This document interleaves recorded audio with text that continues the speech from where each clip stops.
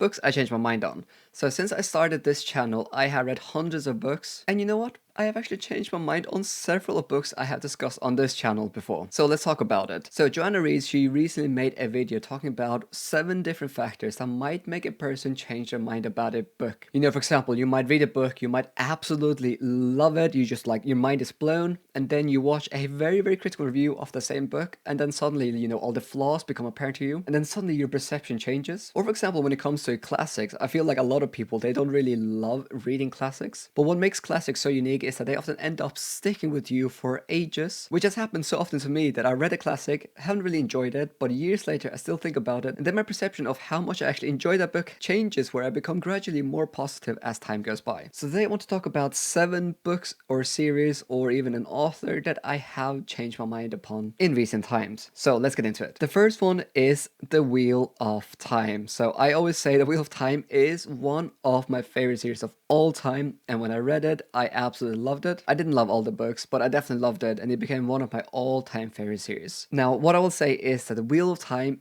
is still one of my favorite series of all time, and I don't think that will ever change. It holds such a special place in my heart, and it's a series that helped me fall in love with fantasy. But if you do watch my channel, then you have probably heard that I quite often am quite quick now to highlight a lot of the huge flaws that are with the series, and that's probably been the biggest change, is that while it will never change how special the series is for me, I also am much more aware than ever before how flawed the series is when it comes to pacing, how repetitive it is, how bad the romance is, which is a reason why I also now struggle much more to actually recommend the series to a lot of readers, because these apparent flaws are just very much at the forefront now when I think about The Wheel of Time. Still hope a lot of you will pick it up and love it, because it is genuinely one of the greatest series of all time. But I just struggle to tell people that it is the greatest series of all time, because I just see so many flaws now with it. But still, read it. So the next one I want to mention is The Shadow of What Was Lost by James Islington. And the reason why I've changed my mind on that book is actually not because of that book, but because of the second book, which is weird how that works, isn't it? So I talked about this book a couple of months ago when I did a wrap up, and I gave this book 4 stars. I talked about how it was a great introduction to a fantasy epic. I saw a lot of similarities to The Wheel of Time, and I was so excited about picking up book 2. Now, I do think that I was overly positive on book 1, because I simply put, I just expected book 2 to be even better, and with that in mind, I expected my perception of book 1 to at least maintain at least 4 stars or more. But what happened is that book 2 was such a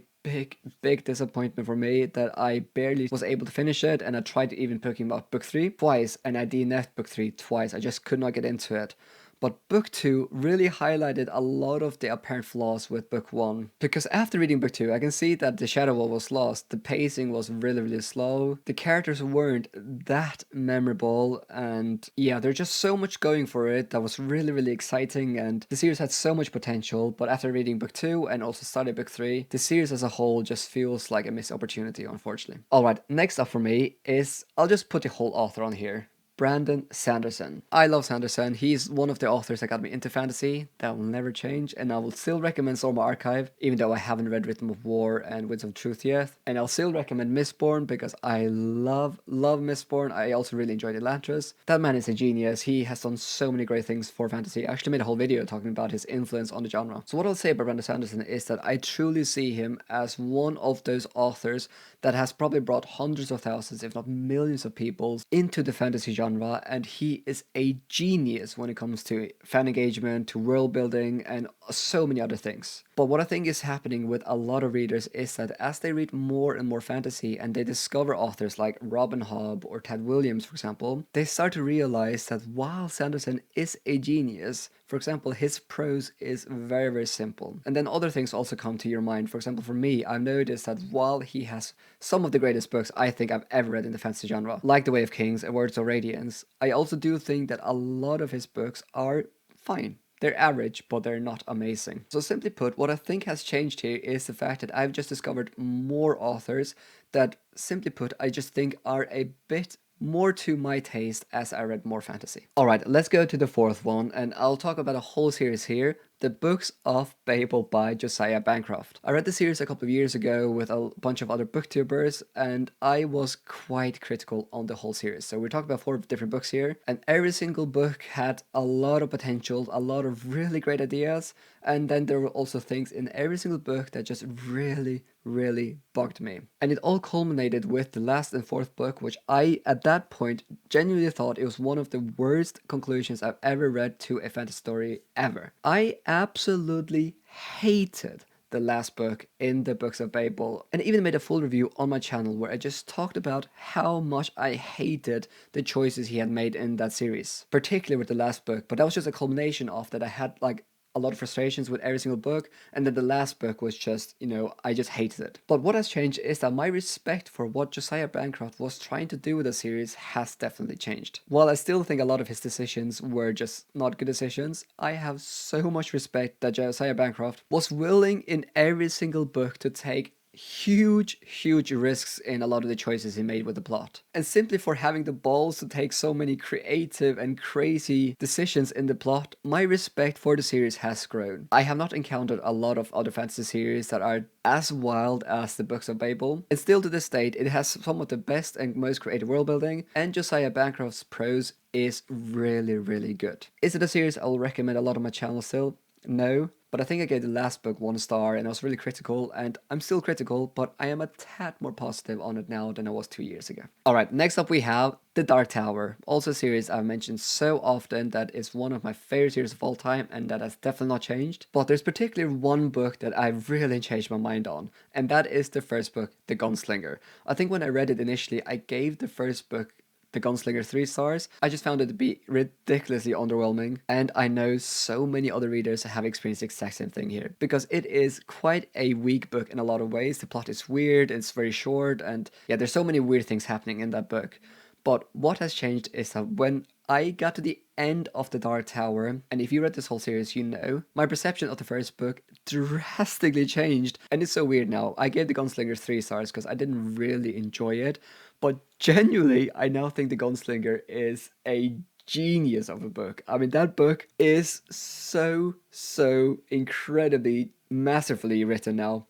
And I can't tell you why, because you have to read the whole series to understand. But yeah, my perception of The Gunslinger has changed dramatically. I'm much more positive on it now. You just have to trust me this one. If you get to the end of the series, you will respect that book so much more than you'll probably do on your first read. Then we have 2 more to go. So another series I have become more critical of is The Poppy War by R.F. Kuang. So this was actually one of the first series I read as I got into fantasy as a new reader, and I loved it. My mind was blown. I found R.F. Kuang's writing to be incredibly compelling. I found the setting to be so unique. I hadn't really encountered a lot of Asian fantasy settings in the past. I love a good underdog, which Rin definitely is. I also love a good, strong female protagonist, which Rin definitely is. And I just found the world building to be so unique and so interesting, and I basically adored the Poppy War trilogy. And I still think it is a very good trilogy. I know it's so common, for example, especially on Reddit, to hate on the Poppy War trilogy, and no, I don't hate it. I definitely still highly respect it, and definitely a series I still would recommend. But very similar to my critique of Brenda Sanderson, the more I have read, the more critical I have become of the Poppy War. For example, I've become much more critical of how she handled some of the plot twists. It felt very rushed and just came out of nowhere. I've also become more critical of the ending, and then also some of the prose decisions. For example, the use of the F word now bothers me much more than it did originally when I read the series. So if you asked me 3-4 years ago what I thought about the Poppy War, I would say genuinely it's one of the best series I've ever read, because I hadn't read that many. If you ask me now, I will say it's a very good series, but not nearly as good as a lot of other series I have encountered in the genre. Does that make sense? And then lastly, I might get a bit roasted for putting this book on here, because it doesn't really make a lot of sense why I'm a bit more positive on this book, but that is Kings of the Wyld by Nicholas Eames. I gave that book 2 stars when I read it, and if I reread it, I probably would give it 2 stars, but my perception has become more positive. And you know why? It is simply because I met Nicholas Eames and I had a drink with him at Worldcon, and he was genuinely one of the nicest authors I have ever met in my whole life. And it was so crazy when I was drinking whiskey with him, and I felt so bad about my review, and I just kept thinking, does he know that I posted a really critical review on my YouTube channel about this book? And then he just brought it up and he said, yeah, I saw your review, and he just said, I really appreciate you read it, thank you so much for your review. He thought it was totally fair, and I met him multiple times over the whole convention, and genuinely, one of the nicest human beings, especially considering that I absolutely roasted the book on my channel, just made me respect what he's doing so much more with Kings of the Wild. So that just means, authors, that if you're watching now, being nice to booktubers can actually impact the perception of how good a book is massively, at least for me. If an author is nice to me, I definitely, at least subconsciously, do struggle a bit more to give the book a really harsh rating, even if I didn't enjoy it. So let me know which books you have changed your mind on in the past years. And if you want to know my thoughts on why I've struggled with reading this year, check out this video.